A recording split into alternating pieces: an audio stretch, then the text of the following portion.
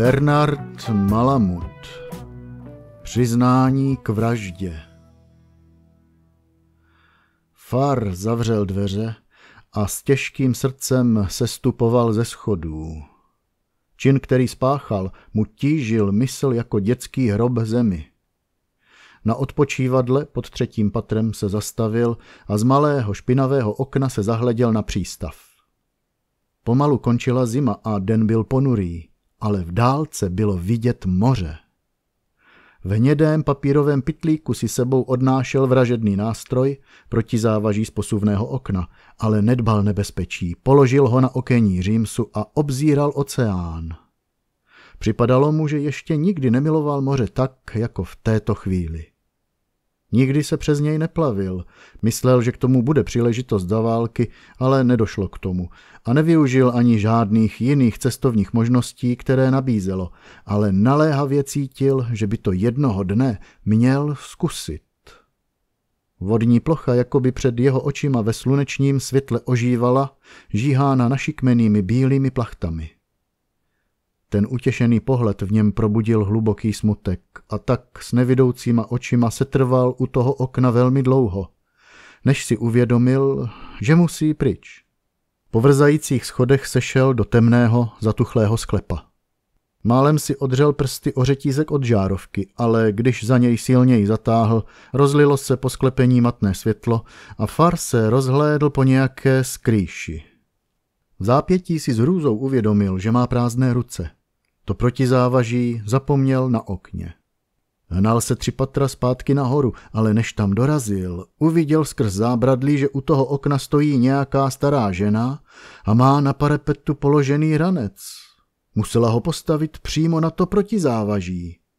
Vylekaně sledoval, jestli tam ta paní neobjeví tu skrvavenou věc, ale i ona zaujatě zírala směrem k oceánu a nehýbala se.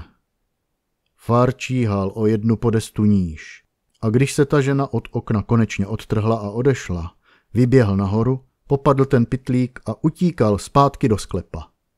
Byl v pokušení vražednou zbraň vytáhnout a prohlédnout si ji, ale nenašel k tomu odvahu. Pátral okolo sebe, kam by ji mohl schovat, ale nikde mu to nepřipadalo dost bezpečné. Nakonec odtrhl azbestový kryt vodovodní roury, která mu vedla nad hlavou, a zastrčil tam proti závaží do izolační vaty. Když připevňoval azbestovou desku zpátky, uslyšel zhora belhavé kroky a zalil ho mrazivý pot, protože dostal strach, že ho někdo sledoval a teď ho tu objeví. Pokrad mu zasl světlo a v čiré tmě se skrčil těsně u zdi se zaprášenou kredenc, kterou tam někdo odložil. Se zatajeným dechem čekal, až ta osoba dorazí k němu dolů. Chystal se, že na ní z nenadání zblízka vykřikne a ten člověk se lekne a on bude mít možnost vyběhnout po schodech nahoru a zmizet. Nikdo se neobjevil.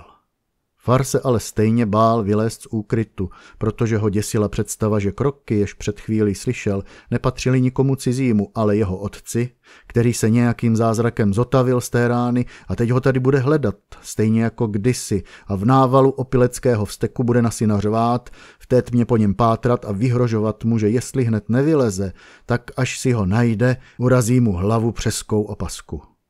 Ta vzpomínka ho zasáhla tak hluboce, že hlasitě zasténal. Vědomí, že otec konečně zaplatil za všechna ta příkoří, kterých se kdy na něm dopustil, mu nepřinášelo žádnou útěchu. Nakonec se přece jen ze sklepa vykradl. Na ulici se mu nevýslovně ulevilo, že je z toho špinavého činžáku konečně venku. Setřel si cáry pavučin z hnědého klobouku a oprášil bílou vápenou šmouhu z dlouhého kabátu. Pak se vydal ulicí směrem k místům, kde končila zástavba, až došel k vodě. Vítr, který hladinu přístavní vody pěnivě čeřil, ho tady zasáhl plnou silou. Musel si držet klobouk. Oblohu protělo hejno vrabců, které se přehnalo nad zakotvenými loděmi a zmizelo v dálce. Do hladových nozder mu pronikla vůně pražené kávy, ale hned na to uviděl na hladině plavat rozhoupaný trs vaječných skořápek a mezi nimi mrtvou krysu a zhnuseně se odvrátil. Najednou vedle něj stál jakýsi vyzáblý muž v zeleném obleku. Vypadá to, jako by na vodě plaval sníh, že jo? Ten člověk byl bez kabátu a špinavou košili měl u krku rozhalenou. Obličej a ruce se mu modraly zimou. Far si sirkou, chráněnou v dlaních před větrem, spěšně zapálil cigaretu a několikrát prudce potáhl. Chtělo se mu odtamtud odejít, ale bál se, že by ten chlap šel stejně za ním, a tak zůstal stát. Stačí, když ucítím zapálený žváro a dostanu takovej hlad, že ho mám plnej žaludek, oznámil mu ten člověk. Far to vyslechl a podíval se na druhou stranu. Asi za minutu se ten muž nepřítomně zadíval na vodu a řekl: Zima člověka kouše jako divá, když mezi ní a svejma kostma nemá nic k snědku. Far podezíral, že ho ten člověk chce nějak podfouknout a umiňoval si, že nepřizná vůbec nic. Museli by mu rozrazit zuby sochorem, aby ho donutili otevřít ústa. Když mě takhle vidíte, oslovil ho ten muž znovu, tak byste ani neřekl, že jsem v jádru slušnej člověk. Na tváři se mu objevil nucený úsměv a zároveň napřáhl k Farovi třesoucí se ruku. Far sáhl do kapsy kalhot, kde měl schovaných 5 pomačkaných $1 a spoustu drobných. Hrstych vytáhl, vybral z nich niklák a pár centů a upustil je tomu chlapovi do otevřené dlaně. Ten mu slovem nepoděkoval, ruku stáhl a v zápětí hodil ty mince do vody. Far silně zneklidněl.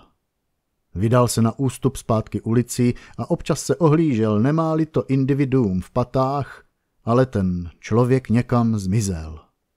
Na svém úprku zabočil teď Far na hlavní ulici, ale žádné stromořadí tam nebylo. Naštvaný na toho vagabunda, že mu pokazil požitek z vyhlídky na přístav. Přestože teď míjel zastavárny, které mu připomínaly věci, na něž by raději nemyslel, začala se mu zvedat nálada. Tu zvláštní a neočekávanou změnu, která se v něm udála, přičítal tomu, že konečně onen vytoužený skutek vykonal. Celé věky se mučil hladem po něm, dusil ho v sobě v truchlivém osamění, až došel k přesvědčení, že udělat to je pro něj jediné možné řešení. Plánoval ten čin nekonečně dlouho a stále čekal na vhodnou příležitost. A když ho teď konečně spáchal, osvobodil se přinejmenším od toho stále bobtnajícího prahnutí po něm, od věčně potlačovaného vzteku a strachu, který mu otravoval a mršil život. Udělal, co musel, a byl spokojen. Jak kráčel dál, obzor té poměrně úzké třídy, ulice, ve které strávil prakticky celý svůj dosavadní život, se postupně rozšiřoval, až viděl na míle dopředu, k vysutému mostu, který se rýsoval v dálce. Teď konečně začal lidi, které potkával, vnímat jako jednotlivé bytosti, nikoli beztvarou masu, které se musel tak často štítivě vyhýbat, když se tady v různou dobu, denní i noční, potloukal.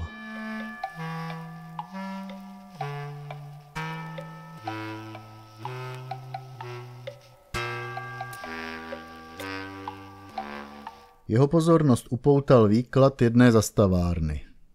Proti své vůli se zastavil a zaujatě si ho prohlížel. Mezi snubními prstýnky, hodinkami, noži, krucifixy a všelijakým dalším harampádím, mezi nímž byly i různé strunné a dechové hudební nástroje, objevil to, co hledal, svou mandolínu. A najednou se mu po ní velmi zastesklo. Avšak už přes rok nepracoval, odešel z posledního zaměstnání jednoho deštivého podzimního dne a jedinou možnost, jak potom mohl vůbec vegetovat, mít na cigarety, na noviny, na lístky do kina, mu skýtal postupný odprodej věcí, které si stačil opatřit za lepších časů, přenosného psacího stroje, na kterém jenom párkrát vyťukal objednávku na nějaký časopis a podobnou korespondenci, brusle, které měl pouze 2krát na nohou, kvalitní hodinky, které si koupil k narozeninám a nedávno, když už se stačil zbavit všeho ostatního, musel prodat i tuhle malou mandolínu, kterou měl tak rád. Naučil se na ní brnkat docela sám, aby se mohl doprovázet při zpěvu. A právě tohle vlastní hraní a zpívání mu teď chybělo nejvíc. Uvažoval o tom, jestli by ten nástroj nemohl vyplatit týmiž 5 $1 bankovkami, které za ní před měsícem dostal, ale představa, jak si na ní sám brnká ve svém pokojíku, ho zase tak moc nelákala a tak se s povzdechem od té výkladní skříně odpoutal. Na dalším rohu došel ke Gasově baru. Nebyl tam už celou věčnost, ale teď tam po určitém váhání vstoupil a rozhlédl se po místnosti jako turista po katedrále. Gas vypadal starší. Tučné břicho mu překrývala pomačkaná zástěra a přes bílou košili měl navlečenou otevřenou vestu. Stál za barovým pultem a leštil pivní sklenice. Když Fara uviděl, odložil sklenici, kterou zrovna utíral, a úžasle si ho prohlížel. No to mě podržte. Kde se tady bere Pančbalovej král Jižní 2. ulice? Když Far uslyšel to svoje staré přízvisko, jenom něco zabručel. To je překvapení, viď, Gasi? Překvapení je slabý slovo. Kde zbyl pro boha celou tu věčnost zalezlej? To už jsou léta, co jsi tu byl naposled. Většinou doma, odpověděl Far chraptivě. Gas si ho dál zkoumavě prohlížel a Farovi to začínalo být nepříjemné. Hodně se změnil, Eddie. Každýho se ptám, jestli neví, co se s tebou stalo, a všichni mi říkají, že už tě dlouhý měsíce nepotkali. Když jsi byl mladší, bylo tě v ulicích vidět pořád. Far zamžikal očima, ale neřekl na to nic. Ženatej?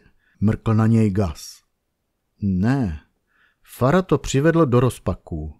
Ohlédl se směrem ke dveřím. Pořád tam ještě byli.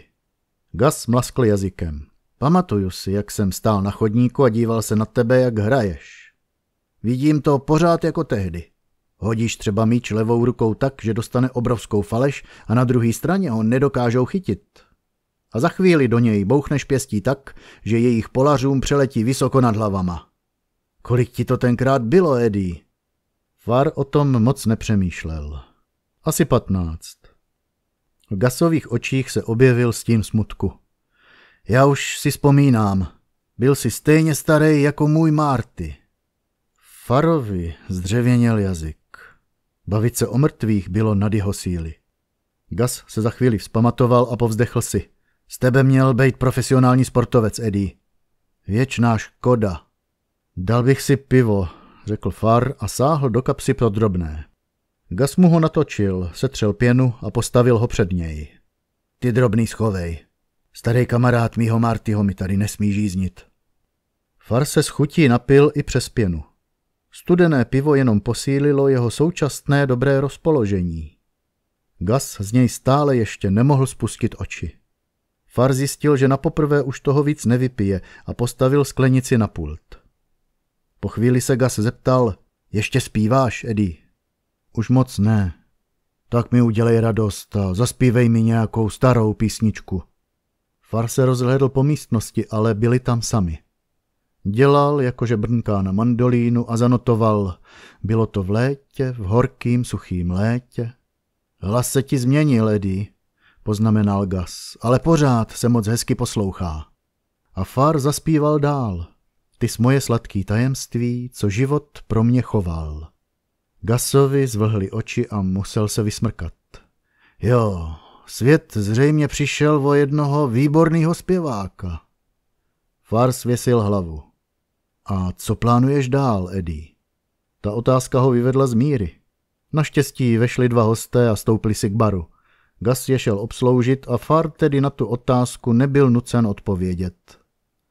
Vzal sklenici, ukázal Gasovi prstem, že si jde sednout dozadu do boxu. Gas přikývl. Jenom se přijď rozloučit, až budeš odcházet. Far slíbil, že určitě.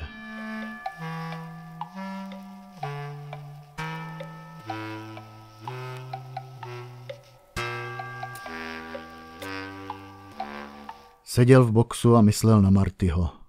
Far na něj často vzpomínal a dokonce se mu o něm i zdálo, a ačkoliv ho znal především ještě jako kluka, ve snu ho vídal jako dospělého muže, takového, jak vypadal, když spolu ve dne v noci postávali venku na ulici a čekali na povolávací rozkaz.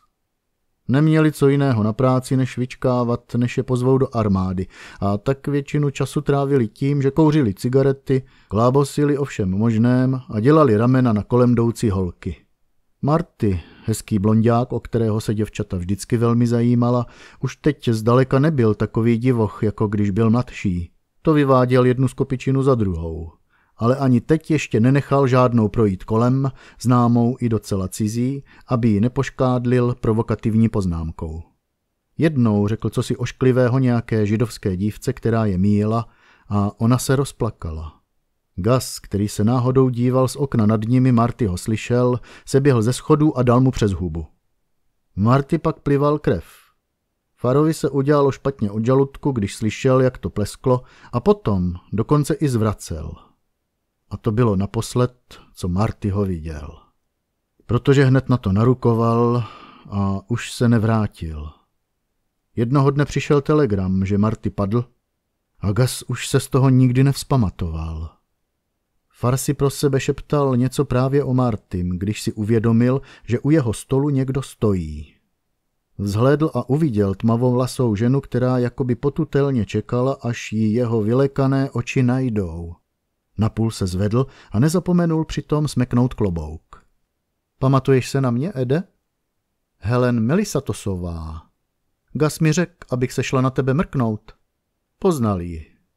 Byla to ta řecká dívka, která jednu dobu bydlela ve stejném činžáku jako on, jenomže tenkrát byla velmi hezká. Jedné letní noci si spolu vylezli na střechu. Jistě, že se pamatuju, odpověděl.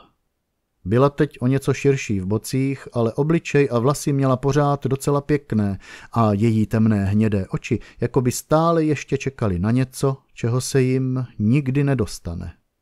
Vybídla ho, aby se posadil, a přisedla k němu. Položil klobouk na židli vedle sebe. Zapálila si cigaretu a dlouho ji kouřila. Od barového pultu na ní zavolal nějaký muž, ale zavrtěla odmítavě hlavou a on odešel. Rty se jí čile pohybovaly, napřed neslyšel žádný hlas, ale pak se proti své vůli musel smířit s tím, že mu vypráví příběh, který si nepřál slyšet.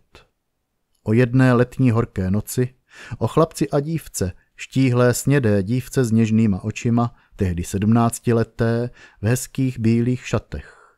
Líbali se. Potom si sundala kalhotky a položila se na záda, odkrytá na střechu potaženou dechtovým papírem. S bušícím srdcem se na ní díval a když ho vyzvala, aby si k ní klekl, uposlechl. A proč si nesundáš kalhoty, když je tak horko, řekla potom, ale on si přál, aby se milovali raději oblečení. Když si pak ty kalhoty přece jen stáhl, byl konec. Nemohl pokračovat. Co si má člověk myslet o mužském, který děvčeti provede něco takového? Že milování není zrovna jeho silná stránka? Co jiného? Doširoka se usmívala a mluvila teď starším hlasem ženy, která už ztratila veškeré iluze. Změnil ses, Ede. A dodala, dřív si toho vždycky spoustu nakecal. Napjatě ji poslouchal, ale sám neříkal nic. Ale pořád ještě vypadáš docela dobře. Kolik ti vlastně je? 28, brzy 29. Jsi ženatý? Ještě ne, vyhrkl. A ty jsi vdaná? To už mám dávno za sebou. Obezřetně jí položil další otázku, aby ji přiměl mluvit i dál o sobě. Co tvůj bratr, George? Žije v Aténách. Po válce se tam vrátil i s mou matkou. Táta umřel tady. Fár si nasadil klobouk. Máš někam namířeno, Ede? Ne. Šeptal si v duchu, že nesmí prozradit nic o svém otci. Pokrčila rameny. Chceš se něčeho napít? Zeptal se.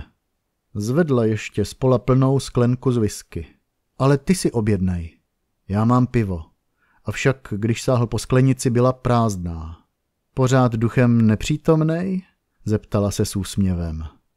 Můj duch je v pořádku, ohradil se Far. Ale vsadila bych se, že jsi ještě panic. A já bych se tedy vsadil, že ty pana už určitě nejseš. Far se zakřenil a vysál ze sklenice poslední kapku piva. Pamatuješ na ten náš večer? Na té střeše? Zamumlal, že o tom se nechce bavit. Ještě dlouho potom jsem si vůbec nevěřila, řekla Helen. O tom já nechci nic slyšet. Mlčky seděla, ani se na něj nepodívala. Dala mu dost času a tak se mu nakonec začala vracet sebedůvěra.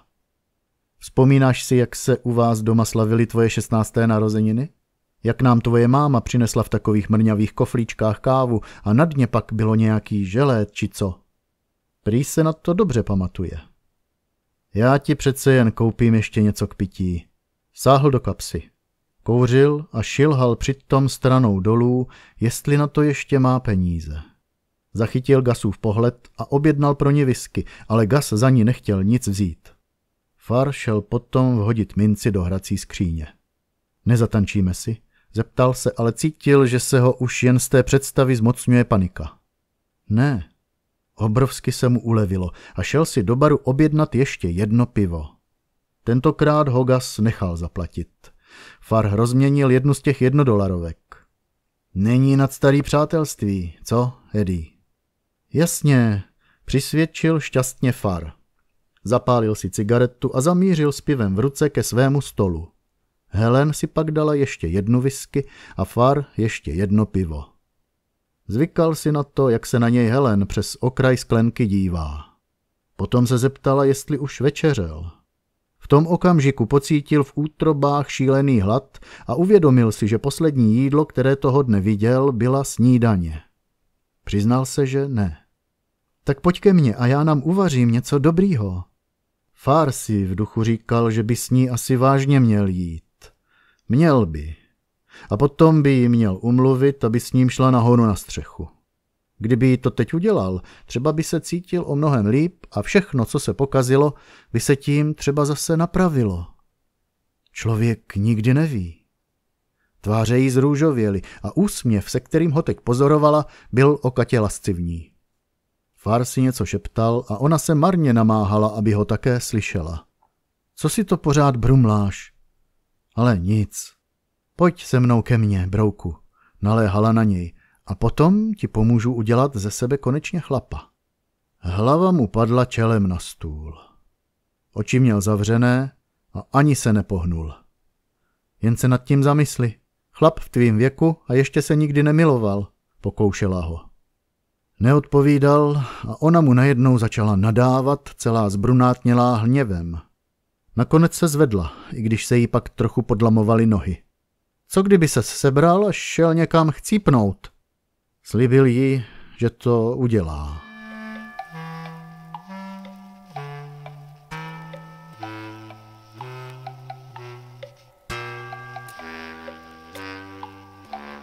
A potom zase kráčel sám setmělou ulicí. Zastavil se před těžkými dubovými dveřmi katolického kostela. Pootevřel jedno jejich křídlo, spěšně nahlédl dovnitř a spatřil kropenku se svěcenou vodou. Napadlo ho, co by se asi stalo, kdyby zašel dovnitř a trochu si té vody lokl. Z kostela vyšla dívka v hnědém kabátu a Far se jí zeptal, kdy se sem člověk může přijít vyspovídat. Vystrašeně si ho prohlédla a rychle špitla. V sobotu. Poděkoval jí a šel dál. Bylo pondělí. Rozběhla se za ním a nabídla mu, že by mu mohla zprostředkovat setkání s knězem hned teď, kdyby si přál. Řekl, že ne, že není katolík. Ačkoliv mu kabát sahal až ke kotníkům, zábly ho celé nohy. A chodidla taky. Kráčel, jako by vlekl těžké břemeno. Byla jím tíha, která ležela na duši. Ten nedávný dobrý pocit byl ten tam a stará sklíčenost se mu vrátila v míře, jakou nepamatoval. Chlad, který jim prostupoval, by mu tak nevadil, kdyby se dokázal zbavit zátěže tohoto zoufalství. Místo mozku měl v hlavě balvan, jehož hmotnost stále narůstala. Toho zneklidňovalo nejvíc. Nebylo mu vůbec jasné, oč tíživější se ještě může stát. Bude-li to takto pokračovat, klesne pod tou vahou na ulici a nikdo ho už nezvedne. Všichni to vzdají a nechají ho tam ležet s hlavou zabořenou do asfaltu. V příští ulici uviděl 2 zelené lampy, které stály po obou stranách kamenných schodů vedoucích ke vchodu do jakési temné a špinavé budovy. Byla to policejní úřadovna. Far stál na protější straně, ale nikdo nevcházel ani nevycházel. Nakonec mu začala být hrozná zima. Dýchl si na sevřené pěsti, rozhlédl se, jestli někdo nejde za ním, a potom vešel dovnitř. Byl vděčný za teplo, které tam bylo. U psacího stolu ve vstupní hale seděl seržant, který měl službu, a něco psal. Byl to plešatý člověk s bambulovitým nosem, na kterém se občas poškrábal malíčkem. Ukazovák a prostředníček měl umazaný od ingoustu, zřejmě ho zlobilo porouchané plnící pero. Překvapeně zvedl hlavu a Fara přestal jeho obličej zajímat. Tak co pak nám nesete? Zeptal se. Far měl najednou jazyk těžký jako to protizávaží. Nemohl ze sebe dostat slovo a tak jen svěsil hlavu. Sundejte si ten klobouk. Far to udělal. Takže pojďme k věci. Vyzval ho seržant a podrbal se na nose. Z Fara konečně vylezlo, že spáchal zločin. A o jaký zločin jde? Ptal se seržant. Farovi se silně roztřásly rty a pak zase nabily staré podoby. Já jsem někoho zabil. A koho jako? Svýho otce. Seržantův úžaslý výraz po chvíli zmizel. Tak to je teda zlý.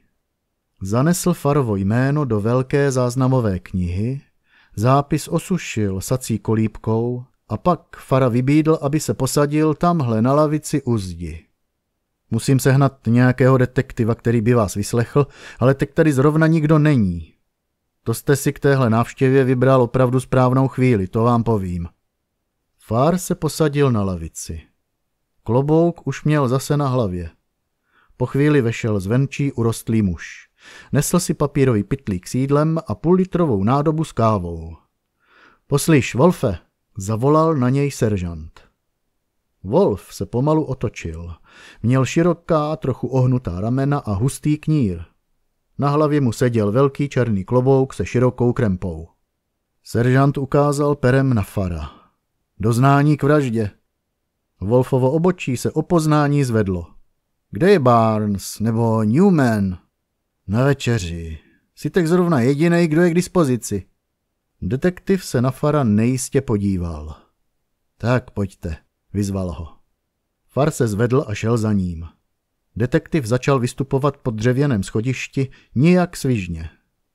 V polovině se zastavil, neslyšně si oddechl a potom pokračoval o poznání pomaleji. Podržte mi to, požádal Fara, když vystoupali nahoru. Far od něj převzal pytlík s jídlem i tu kávu. Horká nádoba mu ohřála prochladlé ruce. Wolf odemkl jedny dveře, pak od Fara převzal svou večeři a oba vešli dovnitř. Na nedaleké věži odbyl kostelní zvon 7 hodinu. Wolf Fara napřed rutině prohledal. Potom se stěžka posadil ke stolu, roztrhl papírový pytlík a vybalil si jídlo. Měl tam 3 sendviče s rostbífem a se sýrem a papírovou misku se zeleným salátem, který jedl malou vidličkou z umělé hmoty. Moc mu to s ní nešlo. Mezi jídlem si vzpomněl na kávu a odtrhl víčko nádoby. Když z ní naléval vřelou kávu do bílého hrnku s uraženým uchem, ruka se mu trochu třásla.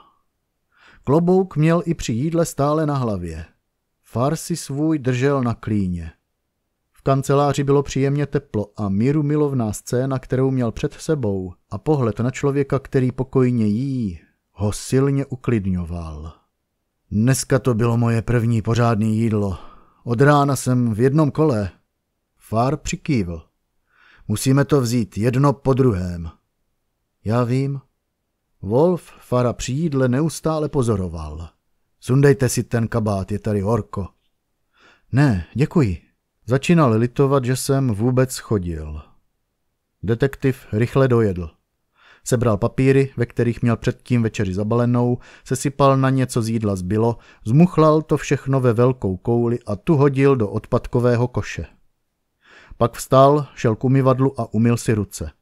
Když se vrátil k psacímu stolu, zapálil si doutník, párkrát s požitkem popotáhl, pak ho zevnitř opřel o okraj popelníku a zeptal se. Tak, jak je to s tím doznáním? Far se snažil něco ze sebe dostat, ale nepovedlo se mu to. Wolf znatelně zneklidněl. Dole někdo mluvil o vraždě. Far zhluboka vzdychl. Vaše matka? Zeptal se Wolf účastně. Ne, otec. A sakra, vyhrkl Wolf. Far upíral oči na podlahu. Detektiv otevřel malý černý zápisník a našel si na stole tužku. Jméno? Myslíte moje? Zeptal se Far. Jistě, koho jiného? Tatínkovo. Napřed vaše. Far, Edward. A jeho? Herman G. Far. Věk oběti? Far usilovně vzpomínal. Já nevím. Vy neznáte stáří svého otce? Ne. A kolik je vám? 29, bude mi 30. A to víte určitě, jo?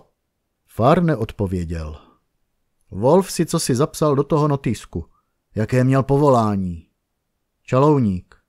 A co vy? Nic, odpověděl Far rozpačitě. Takže nezaměstnaný? Ano. A předtím, jaké je vaše normální povolání? Žádný speciální nemám. Takže co život dá? Wolf odklepl doutník do popelníku a znovu z něj popotáhl. Adresa? Jižní 2. 80. To je taky bydliště vašeho otce. Ano. A tam je taky tělo? Far nepřítomně přikývl. Detektiv zastrčil notes do kapsy. A čím jste ho zabil? Far chvíli mlčel, pak si olízl suché rty a odpověděl tupým předmětem. Neříkejte. A jakým tupým předmětem konkrétně? Proti závažím z posuvného okna. A co jste s ním pak udělal? Schoval jsem ho. A to kde? Ve sklepě, v tom domě, kde bydlíme. Wolf pečlivě oklepal doutník do popelníku a pak se naklonil dopředu. Povězte mi, zeptal se, proč člověk oddělá svýho tátu? Fara to vylekalo a napůl se zvedl ze židle. Zůstaňte sedět, přikázal mu detektiv. Far se znovu posadil. Ptal jsem se, proč jste ho zabil? Far se kousal do rtu, až se na něm objevila krev. Tak ven s tím, pobízel ho Wolf. Musíme zjistit motiv. Já nevím. A kdo to má vědět? Já snad? Far se zimničně snažil přijít na to, proč. V životě vůbec nic neměl a tak možná alespoň to, co udělal, bude až do smrti patřit výhradně jenom jemu. Proč jste to udělal, ptám se. Naléhal Wolf přísně. Musel jsem. Far se znovu napůl zvedl ze židle. Co to znamená musel jsem? Neměl jsem ho rád. Zkazil mi celý život. A kvůli tomu se otcové vraždí? Ano, vykřikl Far. A ještě kvůli všemu možnému. Kvůli čemu ještě? Dejte mi pokoj. Co pak nevidíte, že jsem strašně nešťastný člověk? Wolf se na židli opřel dozadu. Ale neříkejte. Nebuďte sarkastický. Takhle se mnou nic nepořídíte, okřikl ho Far hněvivě. Hledejte v sobě pokoru, soucit s trpícími. Nestojím o to, aby mi někdo radil, jak mám dělat svou práci. Zkuste si uvědomit, že člověk není zvíře. Far se zase posadil, celý roztřesený. A vy jste tedy člověk, ano? Zeptal se Wolf výsměšně. Ne, já jsem jako člověk selhal. Takže jste tedy zvíře? Jenom v tom smyslu, že nejsem řádnej člověk. Chvíli se na sebe upřeně dívali. Wolf si špičkami prstů uhladil knír. Z nenadání otevřel zásuvku a vytáhl z ní jakousi fotografii. Znáte tuhle ženu? Far se díval na vrásčitou tvář staré ženy. Ne. Byla znásilněná a zavražděná v nejvyšším patře jednoho činžáku nedaleko místa, kde bydlíte. Far si zakryl uši dlaněmi. Detektiv uložil fotografii zpátky do zásuvky a vyndal z ní jinou. A tohle je asi 6 nebo 7letý chlapec. Někdo ho brutálně ubodal v jednom opuštěném skladišti na Jižní 8. Nikdy jste ho neviděl. Přistrčil mu fotografii blíž k očím. Když Far uviděl nevinné oči toho děcka, rozeštkal se. Wolf dal fotografii zpátky. Popotáhl z doutníku, ale ten mu mezitím zhasl. Prohlédl si ho a pak ho odložil. Tak pojďte, vyzval Fara a vstal.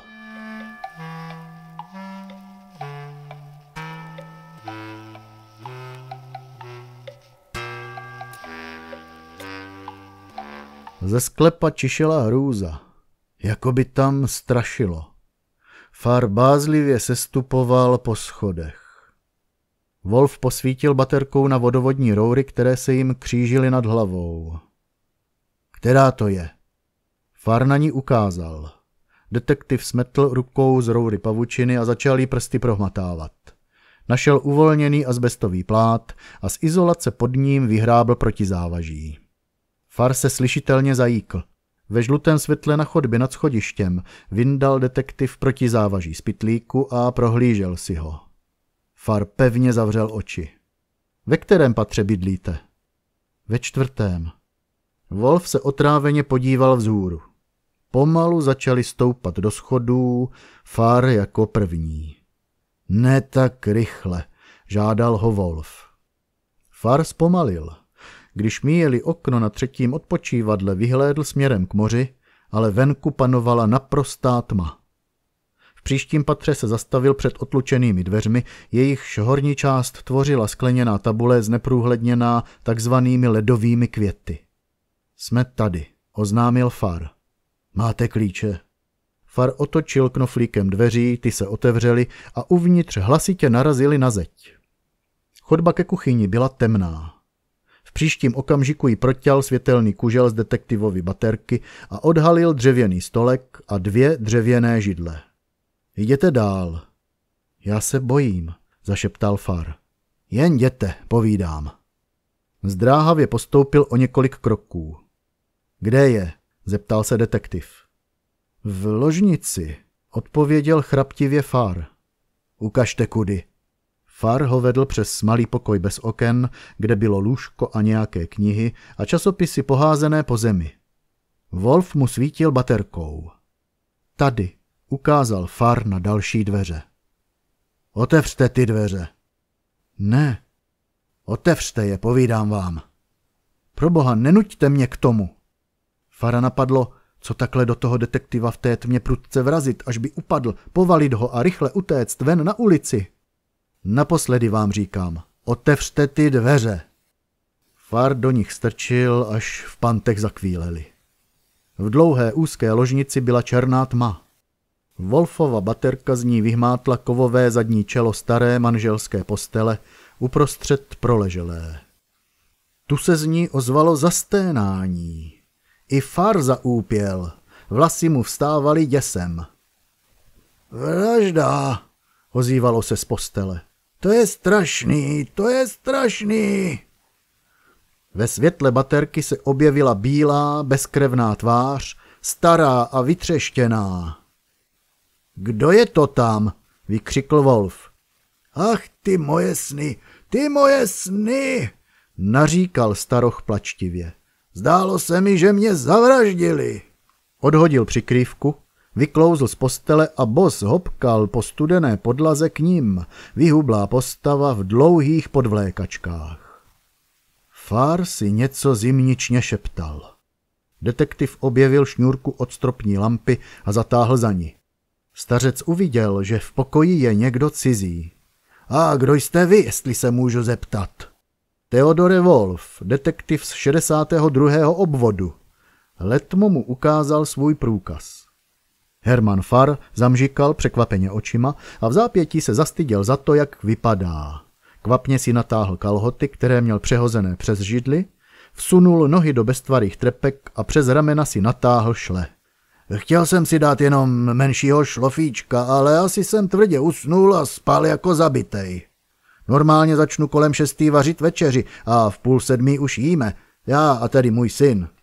Najednou se zarazil a zeptal se. Říkáte, že jste detektiv, ale co tu teda pohledáváte?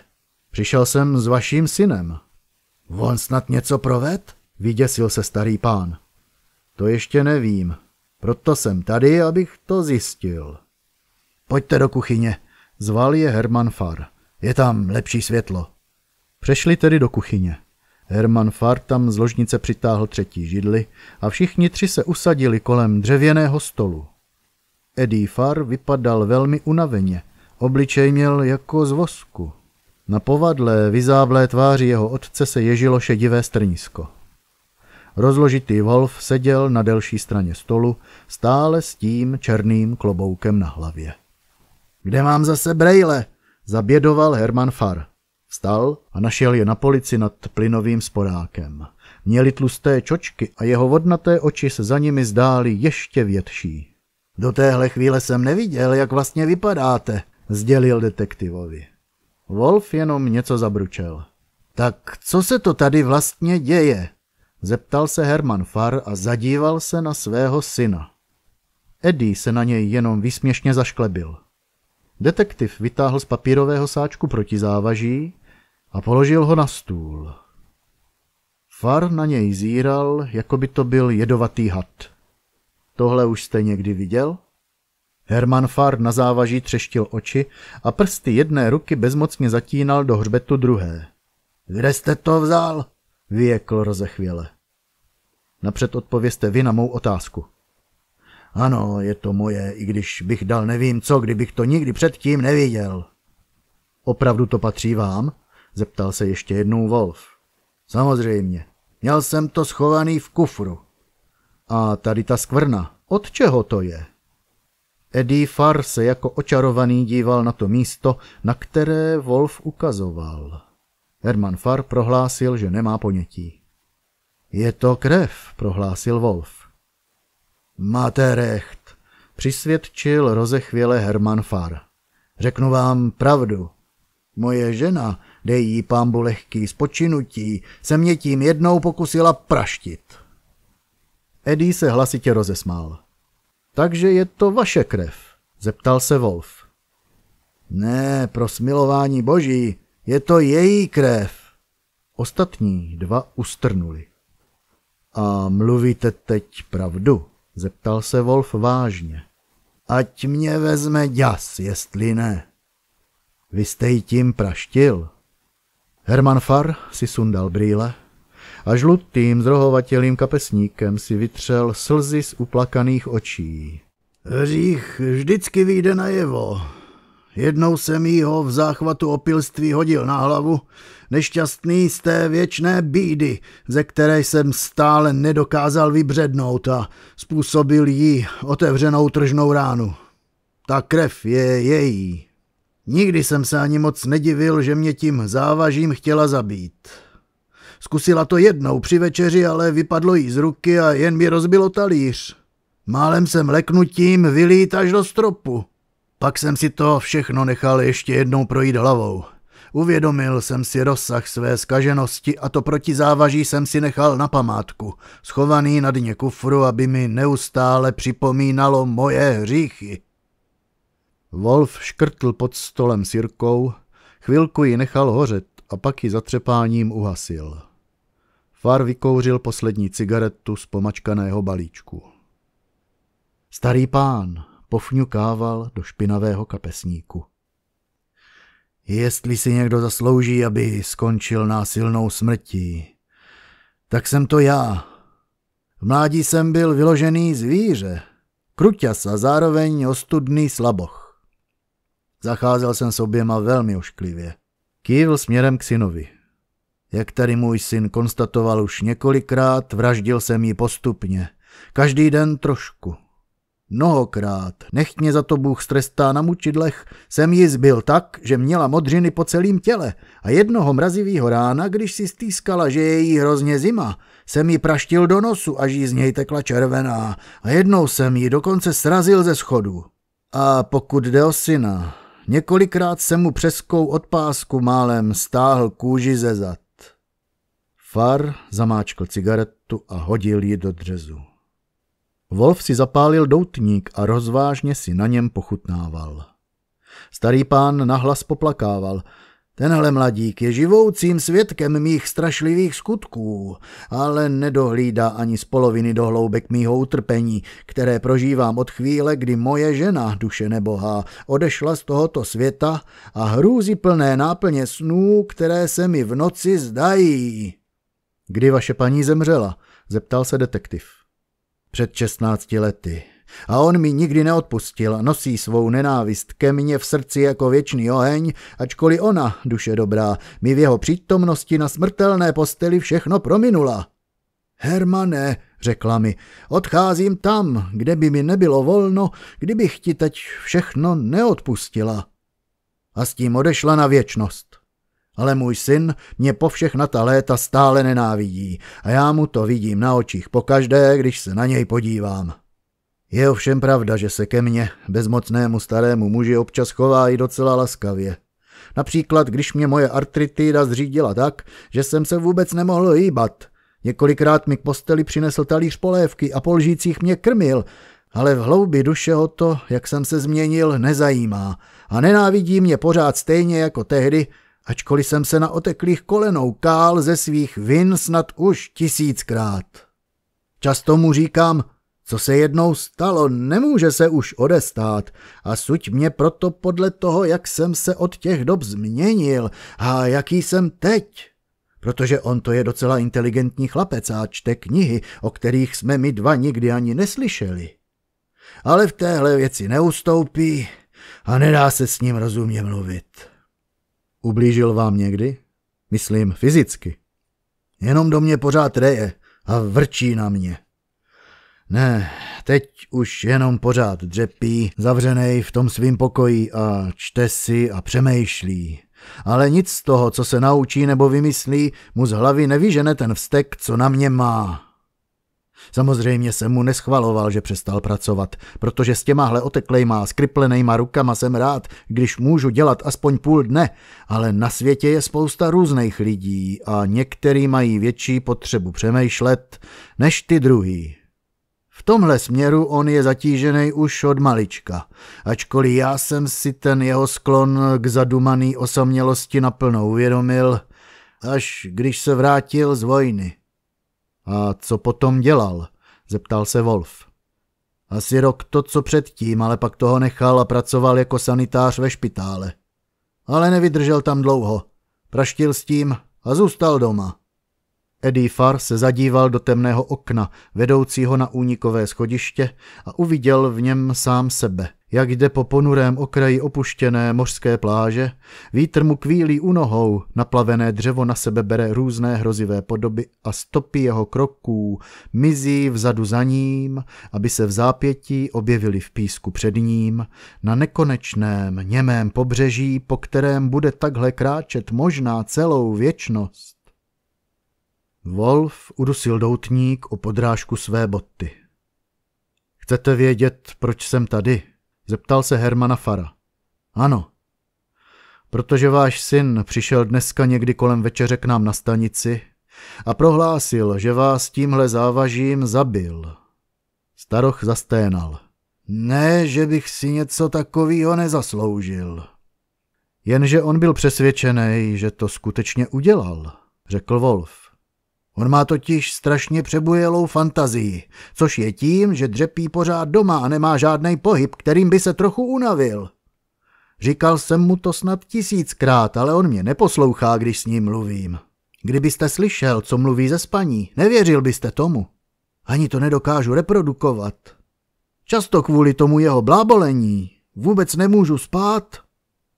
Vidíte tady to závaží? Zeptal se Wolf Eddieho.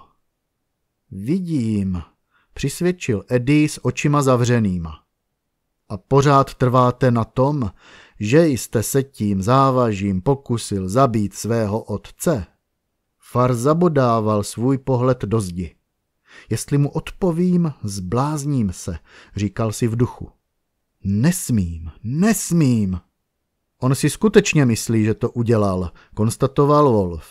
Sám vidíte, že je šílený. Herman Farr vykřikl, jako by ho někdo bodl do krku. Eddie najednou zaječel. A co ten chlapeček, kterého jsem zabil? Jak jste mi ukazoval jeho fotografii? Ten chlapeček byl můj syn, sdělil mu Wolf. Zemřel před 10 lety na jednu moc ošklivou nemoc. Eddie Farr vstal a natáhl před sebe semknutá zápěstí. Detektiv zavrtěl hlavou. Kde pak náramky? Jenom zavoláme sanitku. Far divoce máchl pěstí a zasáhl detektiva přímo do brady. Židle se pod Wolfem zakymácela a on se těžce svezl na podlahu.